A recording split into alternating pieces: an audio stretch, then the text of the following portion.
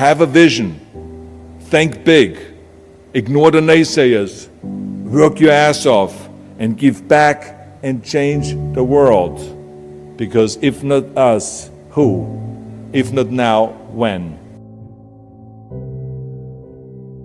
What is the secret to success? And the long version is that I actually always had 5 rules. And everything that I did, I always used those 5 rules, and those 5 rules helped me to become successful in various different areas. And I believe that those rules can be applied to almost anyone and everyone. You don't need to be a bodybuilding champion, you don't need to want to be a governor of California or to be an action hero or anything like that. If you want to excel in whatever you do, those rules are for you. It's that simple. Now I have to tell you right off the top that I always was very intense. As a kid already, I was very intense and I was very hungry. I always wanted to be the best. I always wanted to be number one. I always wanted to get to the top. I never believed in just getting by.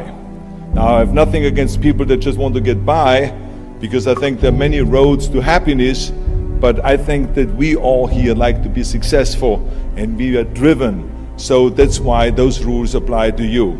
So my first rule is find your vision and follow it. You see, I think it's the most important thing that we have a very clear vision of where we go. A goal, where do we go? Because you can have the best ship in the world. You can have the best cruise liner, but if the captain does not know where to go, that ship will drift around the world and out there at sea and will never end up anywhere. And this is exactly the way it is in real life. If you don't have a goal, if you don't have a vision, you just drift around and you're not going to be happy. This is why it is so important to have that vision. Now, I created that vision in Austria because I grew up after the Second World War. Austria, right along with Germany, lost the Second World War, thank God. And the problem was that everyone was so depressed because they lost the war that there was alcoholism everywhere. There was, of course, depression. There was a terrible economic situation. There was famine. There was starvation and all of those things. And also it was kind of a little place and narrow. I felt I wanted to get out of there. I wanted to escape. And I couldn't see myself really to work there and to stay there, to work in a factory or to work on a farm, or to even to follow my father's footsteps and to become a police officer. I couldn't see that either. As a matter of fact, that's what my parents wanted me to do. They wanted me to become a police officer and to marry a girl by the name of Heidi and to have a bunch of children and to run around like the Von Trapp family in The Sound of Music. But that's not what I saw. This was the vision of my parents, but not mine. And luckily, one day in school, I watched a documentary about America. And I found myself, I knew exactly that is where I wanted to end up. I wanted to be in America. Everything that I saw in the documentary, I just loved. Everything was so big. I remember the tall skyscrapers, the monstrous bridges, the giant freeways filled with beautiful cars, the huge jetliners, movie stars, Muscle Beach, and all of those things. I could not wait to get there. The question was just, how do I get there? How do I get to America? I mean, this was not a common thing to do way back in the 50s. No one had the money to travel or anything. But one day I was fortunate enough to see a magazine. And that magazine showed me the path to America. And it was a bodybuilding magazine. And on the cover was this very muscular guy that was standing there like Hercules with a Hercules outfit. His name was Reg Park. This Reg Park was on that cover, and I remember the cover said, Mr. Universe becomes Hercules star.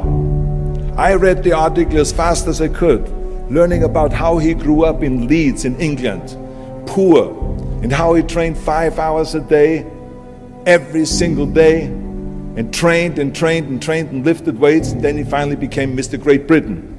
And then he became Mr. Universe. And then he won a second Mr. Universe title and a third Mr. Universe title, and then all of a sudden he landed in Rome in Cinecittà doing Hercules movies. And there he made millions of dollars, and this money he took and bought himself a gymnasium chain in South Africa, and he became a successful gymnasium owner. And as I read, I became more and more certain about my own future. As I read this story, I was so excited, so interested. I knew exactly that I wanted to become another Reg Park. I know he laid out the blueprint for my life, basically. I could see myself, I could visualize myself clearly to be a champion on that same stage where he won the Mr. Universe, and then to move to America, then get into movies, and then become rich and famous. I had that vision very clearly laid out. I was so happy that I knew exactly where I was going. From that moment on, everything that I did, no matter how hard I had to work or how much I had to struggle, it didn't matter. It was a wonderful joyride because I knew what the purpose was and I found my passion. The simple truth is, if you don't have a vision, if you don't have a goal, if you don't see your future laid out in front of you, you're just floating around without a purpose. And I think that the numbers speak for themselves. This is why so many people around the world are unhappy with their jobs. I mean, in America, 74% of the people hate their job and would like to change jobs. Now think about that. That means that only a quarter of the Americans love their life's work. I mean, that is a very depressing statistic. I always smiled when I worked, no matter how hard I worked. I always had a great time, no matter what I did. It didn't matter if it was in bodybuilding, or if it was in the movies, or if it was as governor. I remember in the pumping iron days, people ask me in the gym all the time, why are you smiling all the time? Why are you so happy? You have to lift 50 tons of weights. You have to train 5 hours a day. I mean, I look at the other bodybuilders' faces and lifters' faces, and they look kind of depressing. They look sour. They're miserable that they have to lift weights. You don't look miserable, you look happy. And I tell them always, I say, I smile because I know exactly that every rep that I do, that every set that I do, every weight that I lift, I get one step closer to turning that vision of mine into reality and becoming that Mr. Universe. I could not wait to lift another 500 pounds in the squats. I could not wait to do another 1,000 sit-ups. I could not wait to do bench press, more bench press and more curls until I couldn't move my arms anymore. Because I knew that every rep got me closer to standing on that stage as a champion. As a matter of fact, when I lifted weights, I didn't really feel like I was lifting weights. I felt like I was lifting a trophy over my head each time I lifted. And to have all those bodybuilders around me and thousands of people screaming. And I tell you that this vision didn't just help me in bodybuilding, it helped me with everything, like I said. I remember in the movie business, there was many times stunts that I had to do where I got hurt, where I was in pain, in agony, and had to do it over and over again. I remember one incident specifically on Conan the Barbarian. There I was crawling on all four, on rocks, over rocks and gravel, holding my sword right in front of me. And as I was crawling, the camera followed me, and it was around 30 feet that I crawl on those rocks and this gravel. And eventually, after 10 takes, my elbows, my knees started bleeding and hurting. And the director came to me sheepishly and said to me, he says, do you mind if we do another take? I need a close-up of you. And I said to him, no, I don't mind at all. I said, go and do as many takes as you want. He says, no, I don't want to do that because I know you're in pain, you're bleeding. I said, no, I don't feel any pain. I said, the only thing I see is the finished scene. I see the finished scene of me crawling on all four with my sword in the front, crawling up and sneaking up behind Thulsa Doom, the main villain of the Conan movie that killed my parents, and rising up behind him and cutting his head off. That's what I see. Remember, crush your enemies, see them driven before you, and hear the lamentation of their women.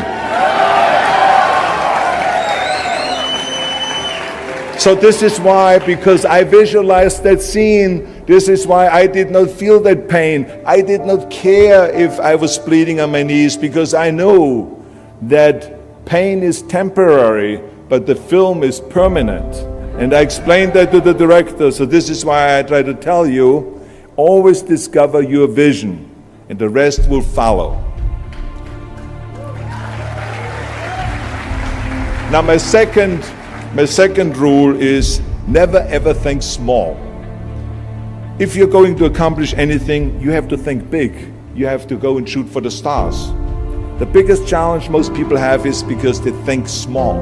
And the reason why people think small and why they choose small little goals is because they're afraid to fail. They know that if you shoot for a big goal, then the chances of failing are very high. And they're afraid of failing. It's one of the most common things why people are frozen and why they can't make a move in life, because they're scared of failing. I say to myself, hey, I'm not worried about failing because that's part of life. You're not going to go and win everything. And how far can you fall? Look at this. This is the ground. That's as far as I can fall. And you know something? That the only time you really consider the failure is if you fall and you don't get up. But if you get up, you never consider the failure. So I never considered myself a failure. I always considered myself a winner, even though I fell every so often. But I always got up and I always moved forward. This is the important thing. I never had any patience, of course, for thinking small, because in German we have a saying, wenn schon, denn schon. And that means that if you do something, then go all out and do it well. And this was not just the case in bodybuilding. I didn't just want to be a bodybuilding champion. I wanted to be the greatest bodybuilder of all times. I wanted to have the most muscle, the most muscle of all times, the most definition. I wanted to win the most trophies, the most world championship titles. I just wanted to be the best. And the same is also in movies. I didn't just think about being in movies. No, I wanted to be a movie star. I wanted to have above the title billing. I wanted to become the highest paid entertainer. I basically wanted to be another John Wayne. What's wrong with that? And then the same is in politics. I didn't just want to go and be in politics and enter a race for city council. I mean, let's be honest, does that sound right, Schwarzenegger? City council? No, come on. Not even Schwarzenegger and mayor, no. It had to be Schwarzenegger running for governor, but not just any governor, but governor of the greatest state in the United States, of California. That was the important thing. I give you an example of thinking big. When I became governor, I wanted to rebuild California's ancient infrastructure. You see, America has been living off infrastructure that was built in the 50s and 60s, and it drives me absolutely insane that America hasn't started rebuilding that infrastructure. I mean, we haven't invested in new roads or in new transit, or in schools, or in energy, or anything like that for decades. The number of cars that we have now in America are 4 times as many as we had in the 60s. So therefore, we should be having 4 times as many freeways, 4 times as many tunnels, 4 times as many bridges and all this. But we don't. So this is why I wanted to get our act together and do the upgrading, at least in California. So when I talk about infrastructure, I didn't really want to just fix roads and fix and close some holes on the roads. I wanted to build massive freeways on top of freeways. I wanted to build the first high-speed rail in the United States. I wanted to build more bridges and more tunnels, more on-ramps and off-ramps. I wanted to see literally cranes everywhere. Well, there was no excuse for Californians to get stuck in traffic, and there was no excuse really to send your kids in overcrowded classrooms in schools, and there was also no excuse that Los Angeles has a 100-year-old sewage system. That's shitty, I think. First, of course, some of the legislators looked at me like I was absolutely insane when I told them this vision. They were willing to spend maybe $5 billion, which of course is petty cash in compared to what my vision was. But so some politicians, of course, had a hard time to see the big picture because they didn't really ever travel outside California. So they haven't really seen big infrastructure. They haven't really seen big infrastructure all over the United States, or maybe in Asia, in China, or in Korea, or in Brazil, or in European countries, or here in Australia maybe. So they haven't seen that. And then of course there are other politicians that simply don't have a vision of the future past the next election, which is a common problem politicians have all over the world. So it was my job as governor to motivate them, and to take them and to see the traffic jams in Los Angeles, and to see the overcrowded classrooms, and to see all the problems that we have. And I kept pushing and pushing, and I pumped them up enough that eventually they saw the big picture. And eventually Democrats and Republicans came together, and we invested $60 billion to rebuild California's infrastructure, the biggest investment of our state in 50 years. So that's what we did, because we had a big vision and everyone bought in on this big vision. So remember, never think small, think big. My third rule is ignore the naysayers. I think it is natural that when you have a big vision and big dreams and you have big goals, that people are going to say around you, I don't think it can be done. I think it's impossible, or no. I tell you, I heard this all the time, but I want to tell you, don't ever let them stop you from dreaming and from shooting for the big goal. Because eliminate just simply those words, no, impossible, and it can't be done. I mean, in each one of my careers, when someone said it's impossible, I heard it's possible. When someone said it can't be done, I heard it can be done. And when someone said no, then I heard loud and clear, yes. So this is what I believed in. I am a big believer of what Nelson Mandela said. He said it always seems to be impossible and still someone does it. And that's exactly what it is. And I wanted to be that one that does it. I wanted to break the new records, and I wanted to do something that no one else has ever done. So I think that's what you need to do. Don't ever be worried about that someone hasn't done it. Just think about how many times my career would have stopped. My career would have ended if I would have listened to the naysayers. I mean, it started right away when I was 15 years old and I became a bodybuilder. Right after the top, when I said, I want to be a world champion in bodybuilding, I want to be Mr. Universe. They immediately said, are you crazy? You're in Austria. In Austria, you can become a ski champion or a bicycle champion or something like that, but bodybuilding is an American sport. Forget about it, that's nuts. Then when I wanted to move to America, they said again, it's impossible. You will never be able to do that. You have no money, you're all by yourself. And then when I wanted to go into show business, after I won 13 world championship titles in bodybuilding, I said, I want to be like Reg Park. I want to be a Hercules. I want to get into movies. Well, I tell you, when I met those agents and managers and studio executives, their reaction was, oh, Arnold, that is so funny. You want to be what, a leading man? Oh, come on. I mean, look, first of all, let's start with your body. Look at your body. I mean, you're overdeveloped. You're gigantic. You're like a monster. Are you kidding me? Do you know what the new thing, the new trend is? It's little guys like Dustin Hoffman, Al Pacino, Woody Allen. Those are the new sex symbols. Don't you get it? And then your accent, oh, it gives me the chills just listening to your German bullshit. Come on now. I mean, oh God, I mean, it's like, it's scary when you talk. It's unbelievable. I mean, have you ever, Arnold, I mean, be serious, have you ever seen an international movie star with a German accent? It doesn't happen. Forget about that. And then your name, what is it, Schwarzen, Schnitzel or something like that? Yeah, I can see that name already up there on the billboard.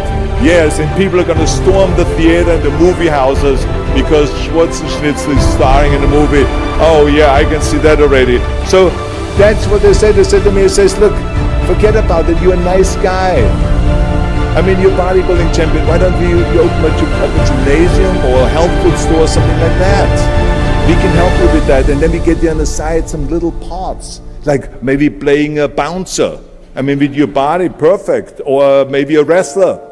Oh, I have a good idea with your accent, a Nazi officer. Now that's really great for you. I call my buddies over at Hogan's Heroes. I mean, they would probably use someone like you. So that's what they said.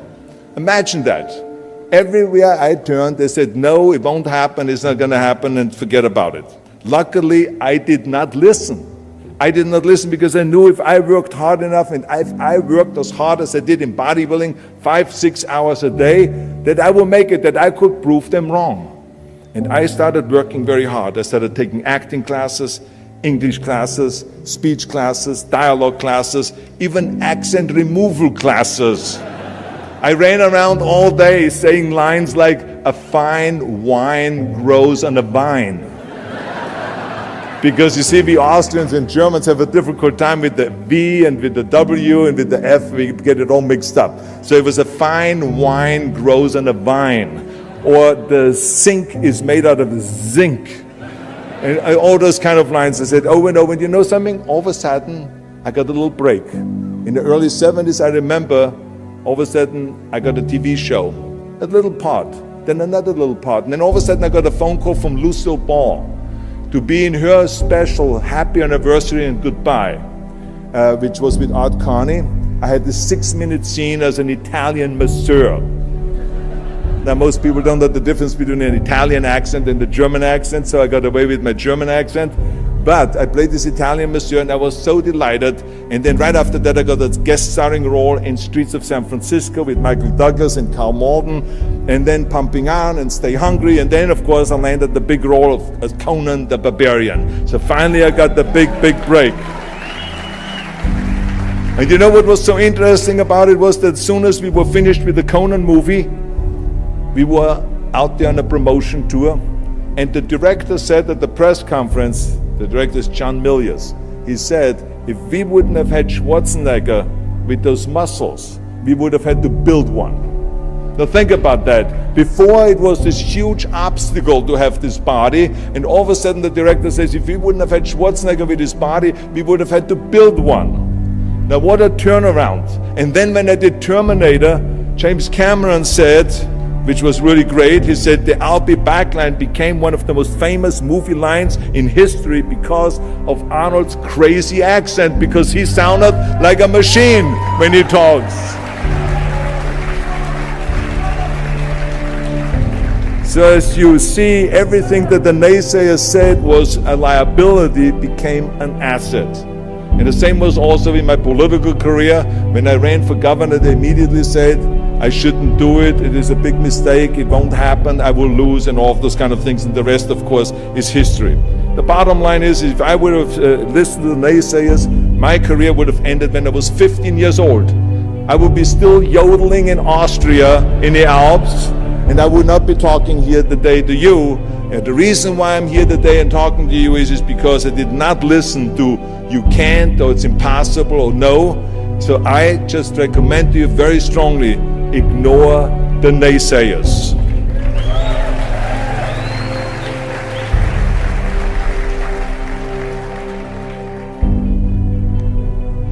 My fourth rule is work your ass off. Nobody ever stumbled upon success by accident, except maybe the guy who found gold in California. But don't ever think that you can be that guy. I mean, you never want to fail because you didn't work hard enough. I always believed no stone unturned. Work your butt off. That's what I always believed. No matter what you do, work. I remember Muhammad Ali, one of my great heroes, had a great line in the 70s when he was asked, how many sit-ups do you do? He said, I don't know, because I start counting only when it starts burning. When it starts burning, that's when it starts counting. You see, that's what makes you a champion. It doesn't matter in what area you're in. No pain, no gain. The bottom line is, one of my rules, which is work your butt off. If you don't apply that rule, all the other rules won't mean anything. I mean, it drives me absolutely nuts when people say, I don't have time to work out. Haven't you heard that many times? I don't have time to work out, or I have worked so hard all day, I'm tired, I cannot work out anymore, or I cannot read another book, or I cannot improve myself, or I don't have time, or I work so hard that I cannot really improve my business, or I cannot grow as a person, or any of those things. What the hell are we talking about here? I mean, the day is 24 hours, you sleep 6 hours, so you have 18 hours left. I mean, I know there's some of you out there that say, well, wait a minute, I sleep actually 8 hours, but that's just sleep faster, okay? You didn't, I mean, let's not get bogged down with this stuff here. Listen, when I came to the United States, I remember that I trained 5 hours a day, every day, and I was managing a construction business, and I was a bricklayer, and I went to college also, and I took acting classes from 8 o'clock at night to 12 o'clock midnight. All of that in one day. Every day I did that. I did not worry about it. I knew that I had 24 hours and I didn't want to waste one single hour. Because I believe of what Ted Turner said, who is one of the great entrepreneurs who started CNN and so on. He said, early to bed, early to rise. Work like hell and advertise. So that's what I believe. Just remember, you can't climb that ladder of success with your hands in your pockets. You must work your ass off. It's that simple. And my fifth and last rule is, don't just take, give something back. Leave your mark on the world. I believe that we all have an obligation to do something for our community, something for our state, something for our country. We must serve a cause that is greater than ourselves, because we all know that in the end we will be judged not by how much we made, but by how much we give. Ever since America greeted me with open arms, I've had this sense of responsibility, and I felt obligated to give something back to America.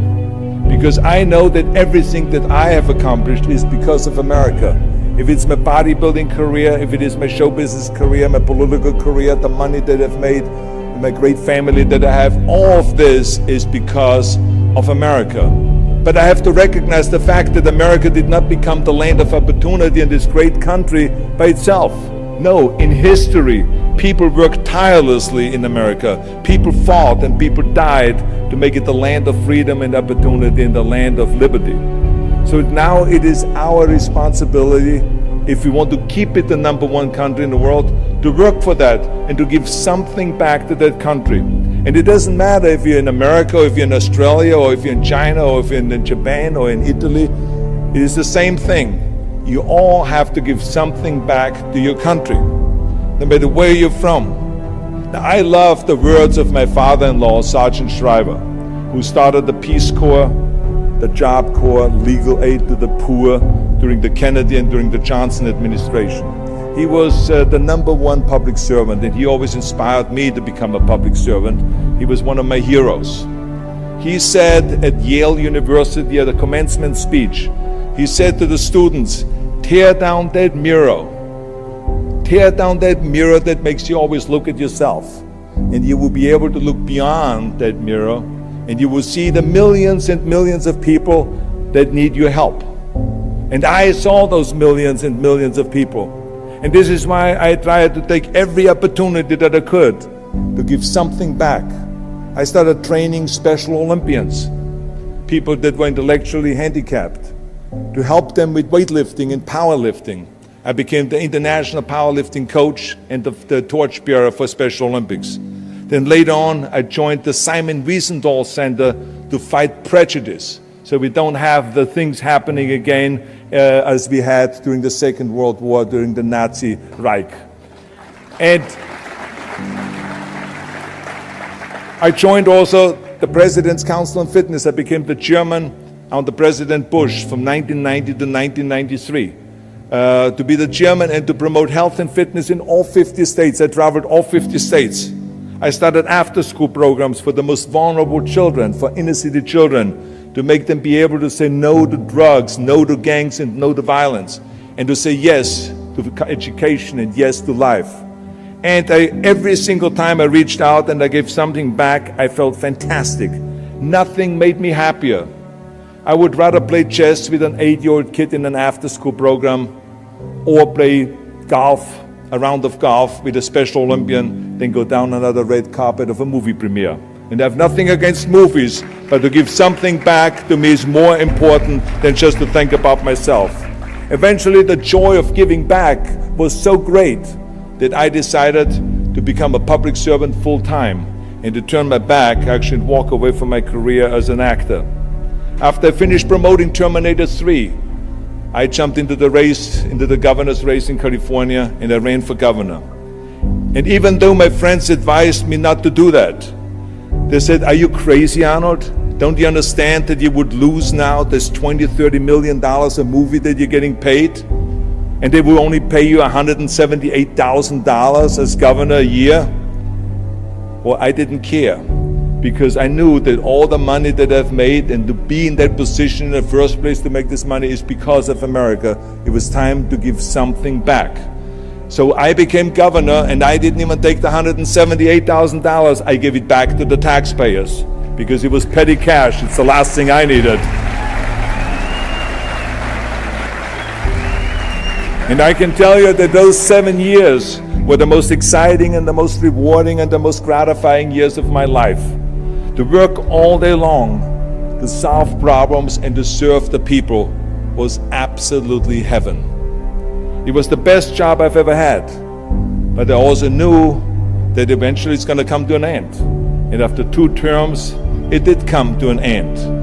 But when it came to an end, the one thing that didn't come to an end and was not finished was my desire to be a public servant and to serve the people. And this is why I continued to work for Special Olympics. That's why I continued to work on fighting my fitness crusade and traveling around the world to promote health and fitness. And this is why I continue to support after-school programs, and we even started the Schwarzenegger Institute at the University of Southern California to continue to inspire students and leaders around the world to find solutions to complicated issues and to give back and to make the world a better place.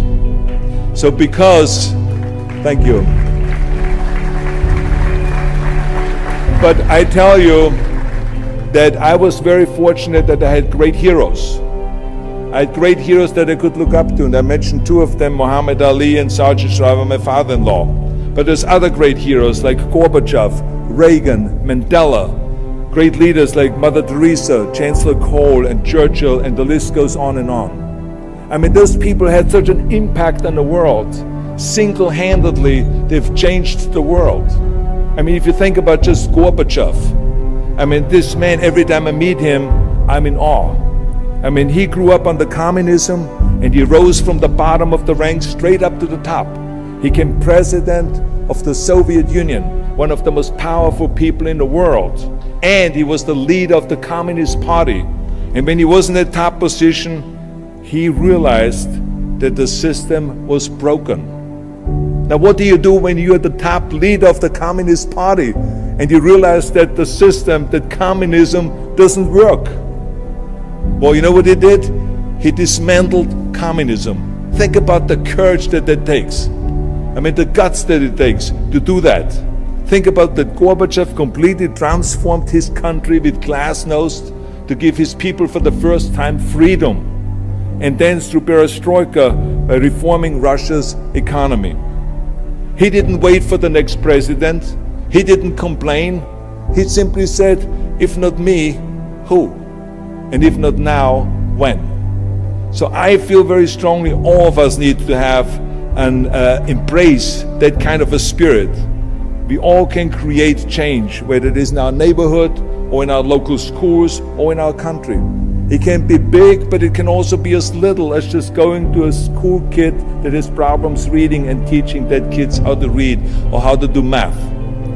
We don't have to just work on me. We should also work on we. Not just me, but also we. Remember that. To lead a truly full life, you must give back. You must leave the world a better place than you found it. Because the bottom line is, it is up to us. I mean, those rules that I've given you are important rules, but giving back is one of the most important rules. I guarantee you that if you follow all of those rules, you will have many victories to celebrate. And you will leave, your work, and you will have extraordinary kind of a record, and you will leave a legacy behind that you can be proud of. So I want you to remember those rules. Have a vision. Think big. Ignore the naysayers. Work your ass off and give back and change the world. Because if not us, who? If not now, when?